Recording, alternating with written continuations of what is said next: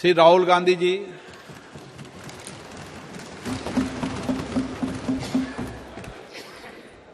Thank you, Speaker Sir. It's nice to be speaking for the first time in the new House in your presence. I stand in support of the Women's Reservation Bill.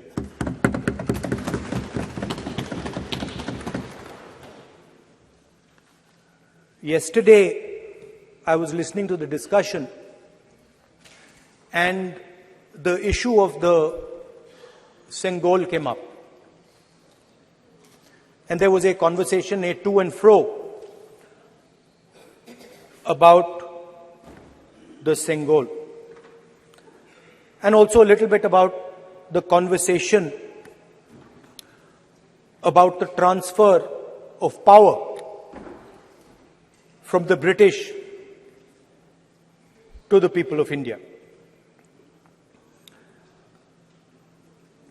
Before handing over power to the people of India, the British asked the leadership of the freedom movement, who are we going to transfer power to? And of course, there was a little bit of arrogance in this statement,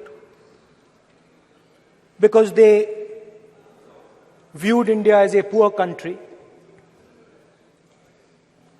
And the revolutionary answer that our freedom fighters gave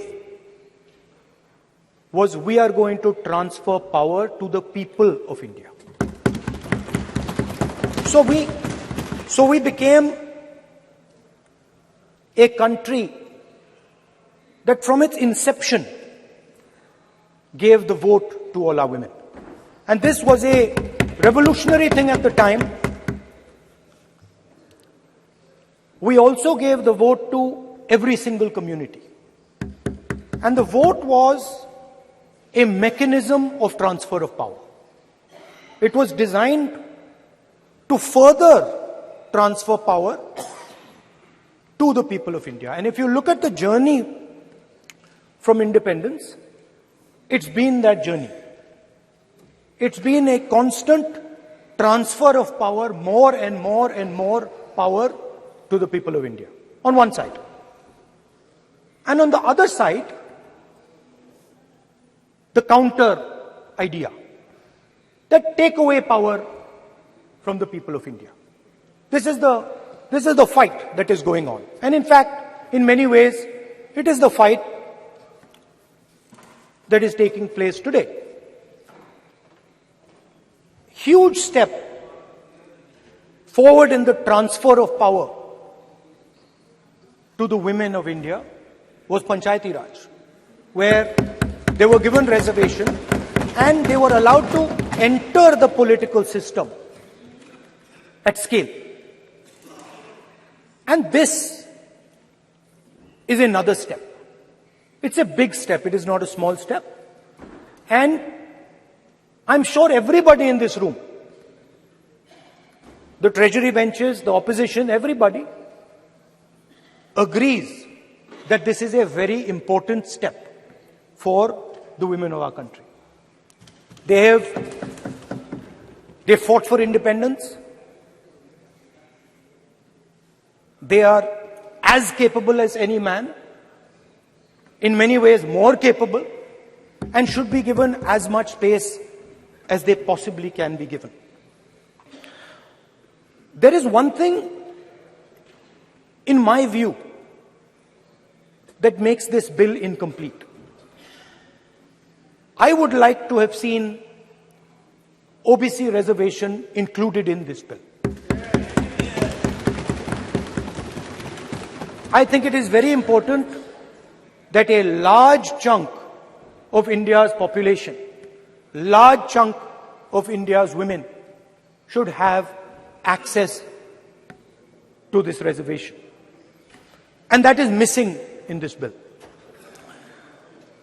There are also two things that seem strange to me. One is the idea that you require a new census to implement this bill.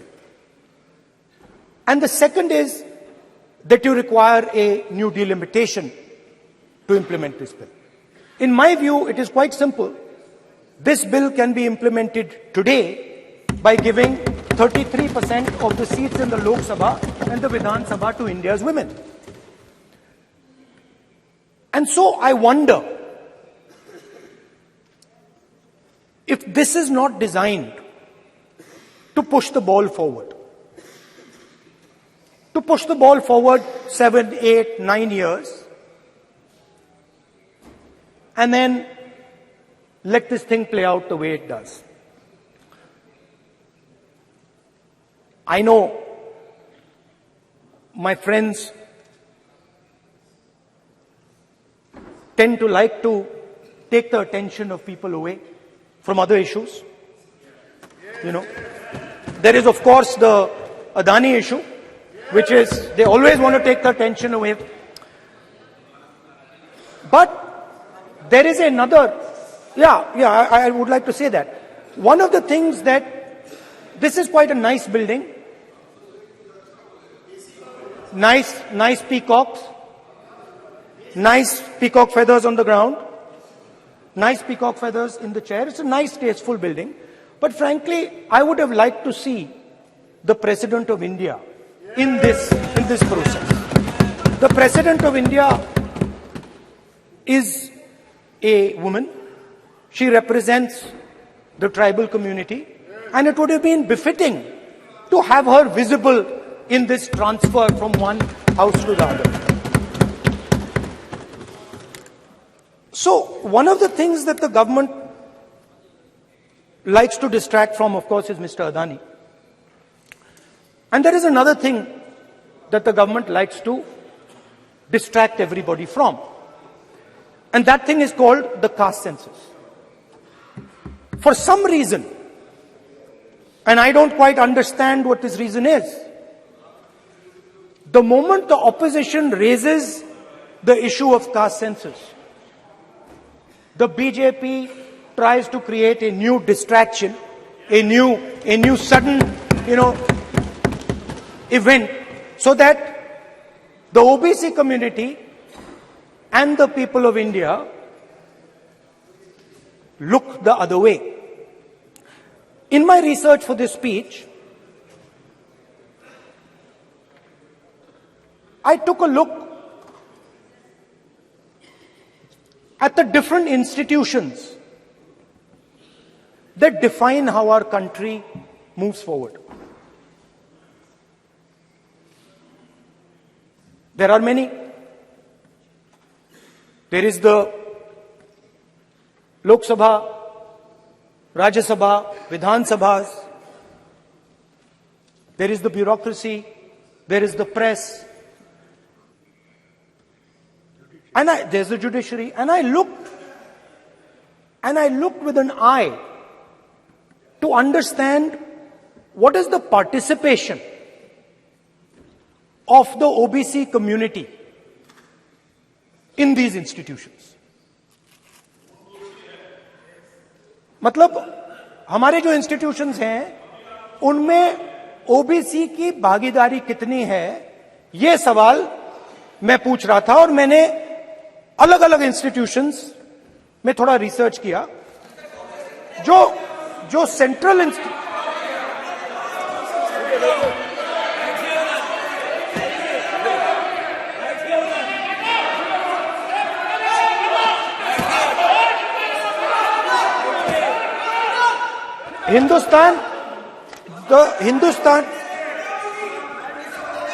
the central, don't worry, don't be scared, we are discussing, डरो मत, हम caste census की बात कर रहे हैं, डरो मत. तो मैंने, I checked, simple thing I did. I said, look, what is the most important set of people in the government of India? The people who define how this country is governed. Of course, Lok Sabha and Vidhan Sabha, but beyond that, they are the 90 secretaries of the government of India. 90 people, secretaries, are responsible for managing the core of the government of India. And I ask myself the question, how many of the 90 people come from the OBC community? And I was shocked and shattered by the answer. मैंने ये सवाल पूछा कि ये जो 70 secretary हैं, 90 secretary हैं, ये जो हिंदुस्तान की सरकार को चलाते हैं, जो बजट को चलाते हैं, इनमें से ओबीसी कितने हैं? नरेंद्र मोदी जी प्रधानमंत्री हैं, ओबीसी के लिए काम करते हैं। मैंने ये सवाल पूछा। मैं आपको जवाब देना चाहता हूं, हिंदुस्तान के सेक्रेटरीज 90 में से सिर्फ 3 ओबीसी से हैं। और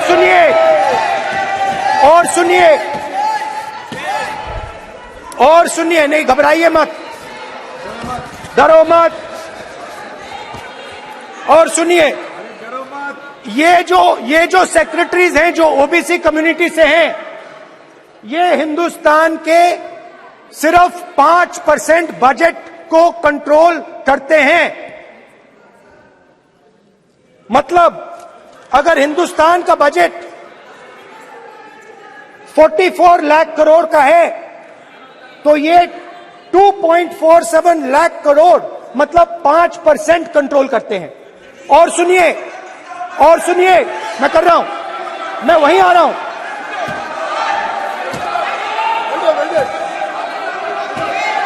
मतलब ये जो है आप ओबीसी की बात नहीं सुनना चाहते, ओबीसी की बात नहीं सुनना चाहते, ओबीसी की बात नहीं सुनना चाहते, ओबीसी की बात नहीं सुनना चाहते। आप ओबीसी के खिलाफ है, आप ओबीसी के खिलाफ है, ओबीसी के खिलाफ है। आप ओबीसी के अधिकार के बारे में नहीं सुनना चाहते, ओबीसी के बारे में नहीं सुनना चाहते, ओबीसी के प्रति न्याय नहीं चाहते, ओबीसी के प्रति न्याय नहीं होना चाहिए। ये सी दे नॉट शोइंग ये जो है, हाँ, मैं माननीय सदस्यों से आग्रह करूंगा, एक मिनट रुकिए। माननीय सदस्य से मैं आग्रह करूंगा, एक तो ये महिला आरक्षण बिल है, और दूसरा सभी माननीय सदस्य समान है। डरो मतो ये शब्द इस पार्लियामेंट में नहीं बोलना चाहिए।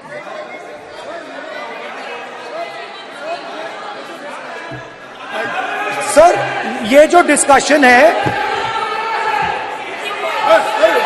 Sir, speaker sir, this discussion,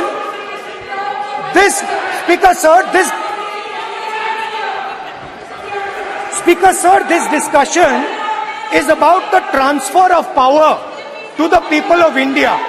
The women being one group of the people of India and the OBC community being another group of the people of India. And I am elaborating that the OBCs, who number a huge percentage, have 3% of the 90 secretaries of this country and control and define 5% of India's budget. This is an insult and a shame to the OBC community. ये OBC community का अपमान है। तो सवाल उठता है कि इस देश में कितने ओबीसी हैं, कितने दलित हैं, कितने आदिवासी हैं, और उस सवाल का जवाब सिर्फ कास्ट सेंसस से मिल सकता है। तो मेरा सरकार को एक सुझाव है, सबसे पहले ये जो महिला का बिल है, इसको आप पास कीजिए, आज पास कीजिए, ये जो आपके लागू कीजिए, और ये जो डिलिमिटेशन है जो आपने बोला है, और ये जो सेंसस है, इसकी कोई जरूरत नहीं है। 33% आप महिलाओं को सीधा दे दीजिए। और दूसरी बात, इसको बदलिए, इसको आप बदलिए। कैमरा नहीं है सर, कैमरा नहीं है, आपको दिखाएंगे सर। पूरा भाषण में आपको ही कैमरा दिखाएंगे। ये आप बदलिए। ये जो लिस्ट है, ये ओबीसी समाज का अपमान है। 90 लोग हिंदुस्तान के सेक्रेटरी हैं, उनमें से 3 लोग ओबीसी समाज के हैं, 5% बजट को कंट्रोल करते हैं। तो जल्दी से जल्दी आप कास्ट सेंसस कीजिए, जल्दी से जल्दी जो हमने कास्ट सेंसस किया था उसका डेटा आप रिलीज कीजिए, और अगर आप नहीं करेंगे तो हम कर डालेंगे। Thank you. धन्यवाद।